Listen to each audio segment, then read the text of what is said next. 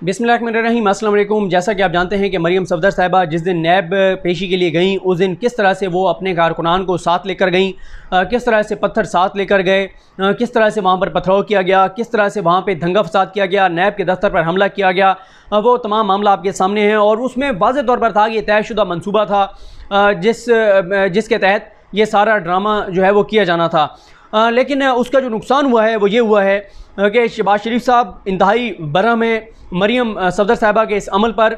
और पहले तो हम देखते थे पार्टी में इख्तिलाफ़ात, ख़ानदान में इख्तिलाफ़ात की बातें आती थी, लेकिन ये इख्तिलाफ़ात अब शदीद से शदीदतर होते चले जा रहे हैं।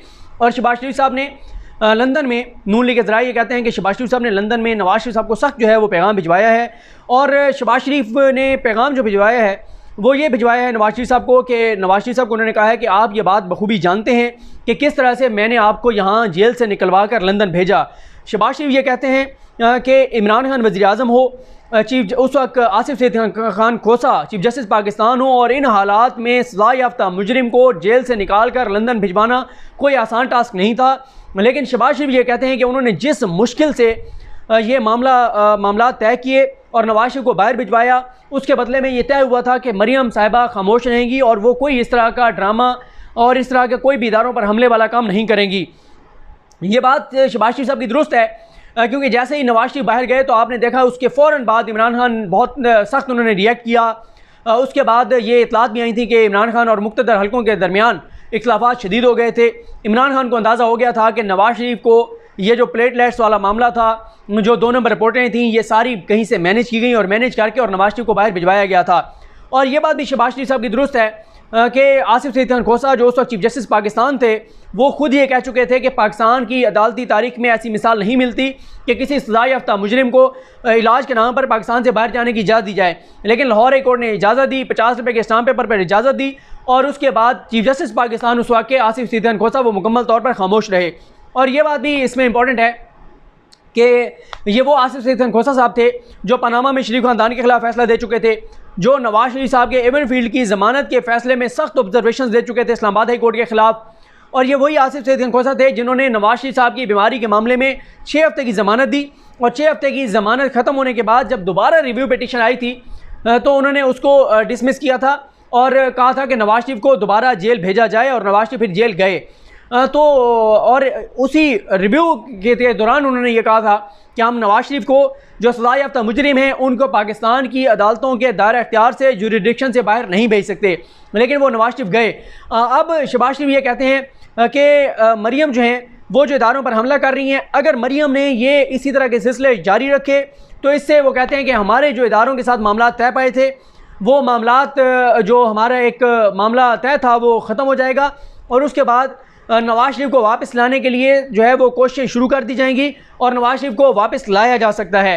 हमने ये देखा है कि अभी तक पाकिस्तान की हुकूमत की जानिब से कोई संजीदा कोशिश नवाज शरीफ को वापस लाने के लिए नहीं की गई। 2-3 बार कहा गया कि नवाज शरीफ को वापस लाया जाएगा, लेकिन नवाज शरीफ को वापस लाने के हवाले से उस तरह से कोशिश नहीं की गई जिस तरह से पाकिस्तान की कोशिश होनी चाहिए। यह बात दुरुस्त है कि पाकिस्तान कोशिश करे भी तो नवाज शरीफ को वापस लाना इतना आसान नहीं है, लेकिन बहरहाल पाकिस्तान कुछ ऐसी चीज़ें कर सकता है जिसके लिए नवाज शरीफ के लिए मुश्किलात बहुत ज़्यादा हो सकती हैं। नवाज शरीफ को वापस लाना इसलिए आसान नहीं है, उसकी वजह यह है कि नवाज शरीफ को इंटरपोल के ज़रिए वापस लाया जा सकता है, लेकिन इंटरपोल जो है, इंटरपोल में भारत की लॉबिंग बहुत ज़्यादा है, पाकिस्तान की लॉबिंग नहीं है। और जिस मुल्क में भी डेथ पेनल्टी होती है वहाँ पे अक्सर ये मुल्क जो है वहाँ के मुजरिमों को वापस नहीं भेजते, और नवाज शरीफ जो हैं वो मगरिब के लिए बहुत ही ज़्यादा इंपॉर्टेंट है। उसकी वजह यह है कि वो भी यूके वाले भी जानते हैं कि नवाज शरीफ जो यहाँ पर 3 बार वज़ीर आज़म रहे, जिनकी पार्टी आज भी दूसरी बड़ी पार्टी है, उनको पता है कि कल को नून लीग दोबारा इक़्तिदार में आ सकती है और नवाज शरीफ हमें फ़ायदा दे सकते हैं। तो इसलिए वो इतने आसानी से नवाज शरीफ को वापस नहीं भेजेंगे, इसके लिए पाकिस्तान को बहुत कोशिश और काविश करनी पड़ेगी। लेकिन शहबाज शरीफ ये समझते हैं कि अगर मरियम ने खामोशी दोबारा इख्तियार ना की तो नवाज शरीफ को वापस लाने के लिए इमरान खान अगर संजीदा कोशिशें करते हैं, अगर सख्त फैसले करते हैं, तो नवाज शरीफ के लिए मुश्किलात बढ़ सकती हैं। और बहुत से ऑप्शन होते हैं, आप यहाँ से पासपोर्ट कैंसिल कर सकते हैं, इस सूरत में उनके लिए उनकी सारी जायदादें यहाँ पे जब्त हो सकती हैं, बहुत कुछ हो सकता है और बहुत उनको नुकसान हो सकता है। मरियम साहिबा जो हैं उनमें एक तब्दीली तो आ चुकी है जो हमने देखी कि उन्होंने अपनी प्रेस कॉन्फ्रेंस में इमरान खान को निशाने पर रखा, लेकिन खलाई मखलूक, मुक़्तदर क़ुव्वतें, सेलेक्टर, इस्टेब्लिशमेंट, इस तरह का कोई लफ्ज़ उन्होंने इस्तेमाल नहीं किया। फ़ौज पर कोई हमले नहीं किए, सिर्फ वो इमरान खान को टारगेट करती नहीं।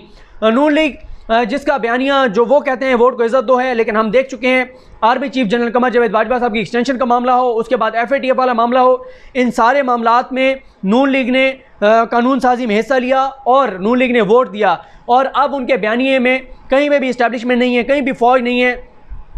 अब मसला ये है कि मरीम साहिबा जो है वो नज़र ये आ रहा है कि वो दोबारा खामोश हो जाएंगी, वो एक्टिव नहीं होंगी, वो मीडिया के सामने नहीं आएंगी और ट्विटर पे हल्के फुल्के वो ट्वीट शीट्स शायद करती रहें, वो भी कोई बहुत ज़्यादा सख्त ट्वीट्स नहीं होंगे। उसकी वजह यह है, उनको भी पता है कि अगर वो बोलेंगी तो फिर सज़ा याफ्ता मुजरिम मियां मोहम्मद नवाज शरीफ को वापस लाने के लिए संजीदा कोशिशें शुरू हो जाएंगी और उसके बाद नवाज शरीफ के मामलात काफ़ी गड़बड़ हो सकते हैं। और अगर नवाज शरीफ वापस आते हैं तो ये शरीफ ख़ानदान के लिए बहुत बड़ा धचका होगा। उसकी वजह यह है कि नवाज शरीफ साहब जिनको पहले भी 99 में जब जेल में डाला था तो कहते थे मुझे मच्छर काटते हैं, अब भी उनको तन्हाई काटती है, वो स्ट्रेस काटता है, स्ट्रेस उनको डिस्टर्ब, उसकी वजह से वो कहते हैं मेरी बीमारी बढ़ रही है और वो जेल नहीं काट सकते। इसीलिए शहबाज शरीफ साहब ने उन्हीं लोगों से मामला तय करके उनको बाहर भेजा जिन लोगों के बारे में नून लीग ये समझती थी कि हमारे सबसे बड़े दुश्मन ये हैं, हमने इनको शिकस्त देनी है। लेकिन उन्हीं के पाँव में बैठ कर, उनके पाँव पर हाथ लगाकर उनके साथ मामला तय करके और नवाज शरीफ साहब को बाहर भेजा गया।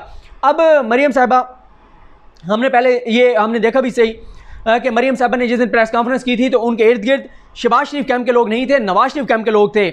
उस प्रेस कॉन्फ्रेंस में शहबाज शरीफ मौजूद नहीं थे। और राना सनौला साहब से बड़ा इंपॉर्टेंट सवाल किया था शाहजेब खानजादा साहब ने कि एक तरफ मरीम साहिबा के बारे में कहा जा रहा है कि उनके ऊपर कातलाना हमला हुआ, जिस पे कातलाना हमला हो और उसका चचा प्रेस कॉन्फ्रेंस में ना बैठे, ये कैसे हो सकता है। फिर दूसरी बात यह है कि उसके बाद जब असम्बली में ख्वाजा आसिफ साहब ने इस मामले पर तकरीर की, उन्होंने कहीं पर यह नहीं कहा कि मरीम सफदर साहिबा पर कातलाना हमला हुआ। उन्होंने सिर्फ पॉइंट ये उठाया कि राना तनवीर में जो उनके ऊपर भी FIR कर दी गई है और राना तनवीर जो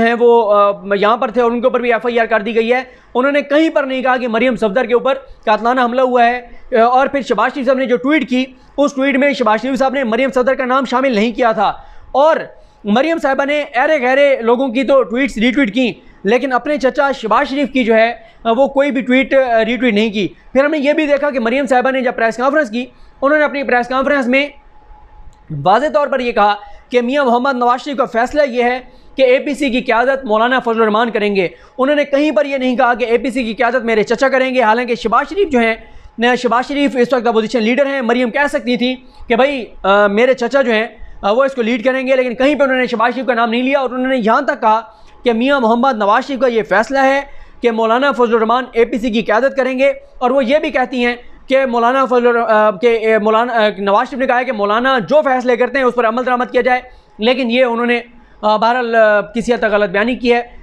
इस गलत बयानी पर नेक्स्ट किसी वीडियो में बात करेंगे। लेकिन दोबारा ये कहूँगा कि शहबाज शरीफ साहब न मरीम को खामोश करवाने की उन्होंने सख्त पैगाम दे दिया है। लगता यही है कि मरीम खामोश हो जाएंगी। अगर खामोश नहीं होंगी तो सज़ा याफ्ता मुजरिम को वापस लाया जाएगा, उसके लिए कोशिश की जाएंगी, उनका पासपोर्ट कैंसिल किया जाएगा, जायदादें जब्त की जाएंगी, इससे उनको नुकसान होगा। इसलिए वो जो मामला तय हुए थे उनका तकाजा ये है कि मरीम साहिबा खामोश रहें, हल्की फुल्की मौसीकी करती रहें, लेकिन पक्का राग नहीं गाया जाएगा। मुझे अपनी दुआ में याद रखें। अल्लाह करीम हम सब आमीन नासरो। अल्लाह हाफ़िज़। लेकिन दोबारा एक बात ज़हन में आ गई है कि अगर मरीम इनकलाबी हैं, अगर नज़रियाती हैं, अगर वोट को इज़्ज़त देना चाहती हैं तो फिर होना तो यही चाहिए। नज़रियाती और इनकलाबी लोग ज़ाती मफादात नहीं देखते, अपना नज़रिया देखते हैं। अगर वो नज़रिए को देखें तो फिर नज़रिए के साथ चलें, फिर बोलें, कंसिक्वेंसेस जो भी हों। लेकिन शरीफ ख़ानदान और नून लीग नज़रिए की सियासत नहीं कर रहे, एक करप्ट ख़ानदान को बचाने की और उनके मफादात की सियासत हो रही है। तो इसलिए मुल्की मफाद या कौमी मफाद जो सो कॉल्ड वो कहते हैं कि ये मुल्की मफाद है, वो नहीं हालांकि, लेकिन उन्होंने जो मुल्की मफाद, कौमी मफाद, अवाम का मफाद, 22 करोड़ लोगों का मफाद कहते हैं, उसकी हद तक अगर उनकी बात मान भी लें तो फिर मरीम साहब को खामोश नहीं रहना चाहिए। मरीम साहबा को प्रेस कॉन्फ्रेंसेस करनी चाहिए, मीडिया में आना चाहिए, जलसे करने चाहिए, जुलूस करने चाहिए, आवाम में जाना चाहिए, एक्टिविटीज़ करनी चाहिए। लेकिन ऐसा वो नहीं करेंगी क्योंकि उनका वाहिद मकसद, उनकी सियासत का मकसद अपने वालिद साहब की करप्शन को बचाना है, अपने वालिद साहब के लंदन में क़याम को यकीनी बनाना है। और नवाज शरीफ साहब भी वापस आने के उनके कोई इम्कानात नहीं है, वो वापस नहीं आएंगे। और वो जो कहा जाता है कि जी वो इलाज के लिए गए हुए हैं, वो तो अब वो अपने अमल से साबित कर चुके हैं कि वो इलाज के लिए नहीं गए हुए, वो सिर्फ मामला तय करके बाहर गए हुए हैं क्योंकि वो जेल नहीं काट सकते। उनको गए हुए मेरा ख्याल है कोई नवंबर दिसंबर, अब कोई 10 माह तकरीबन हो गए हैं या होने को हैं। लेकिन अभी तक एक दिन के लिए भी वो हॉस्पिटल में एडमिट नहीं हुए, जबकि यहाँ पर बताया गया था कि उनकी हालत इतनी शदीद ख़राब है कि अगर 24 से 48 घंटों में उनको किसी बड़े अस्पताल में लंदन के ना दाखिल कराया गया तो उनकी ज़िंदगी बचाना मुमकिन नहीं रहेगा। बहरहाल देखते हैं आगे मामला किस तरफ जाते हैं। मुझे अपनी दुआ में याद रखें। अल्लाह करीम हम सबका आमीन। अल्लाह हाफ़िज़।